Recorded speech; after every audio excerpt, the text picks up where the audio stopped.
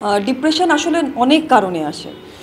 আর depression সব জেনারেশনেই কম বেশি ছিল। এখন আসলে সোশ্যাল নেটওয়ার্ক মিডিয়া বা ধরেন আপনার প্রচার মাধ্যমগুলো এত এভেইলেবল যার কারণে হচ্ছে গিয়ে আপনি জানতে পারছেন খবরগুলো। কিন্তু আপনি একটু ২০-২৫ বছর পেছনে গেলে এত বেশি এভেইলেবিলিটি ছিল না বলে আসলে আমরা জানতে পারতাম না। সুইসাইড তখনও মানুষ করতো, ডিপ্রেশনে তখনও মানুষ যেত, কিন্তু চাহিদা কম ছিল মানুষের, ক্ষুধাটা কম ছিল।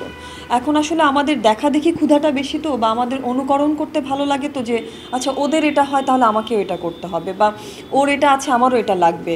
কিন্তু আমাদের বেড়ে ওঠার সময় আমরা আসলে শিখেছি যে আমার বাবা মার কতটুকু আমার পক্ষে দেওয়া সম্ভব, বা আমাকে কোন জিনিসটা এনে দিতে পারবে, I have to earn it. But এখনকার সময় যেটা হয়েছে যে ব্যস্ততা, social structure, lack of entertainment, সব কিছুর কারণে মানুষ না কোনো একটা বস্তু দ্বারা হচ্ছে গিয়ে ম্যাক্সিমাম সময় অকিউপাইড থাকে। তো বস্তু দিয়ে নিজের ব্যক্তি সময়টাকে আসলে কাটাকাটি করার একটা টেন্ডেন্সি তৈরি হয়েছে। সো ওই জায়গা থেকে মানুষ সামান্য কিছুতে বা না পাওয়াতে ডিপ্রেশনে চলে যাচ্ছে।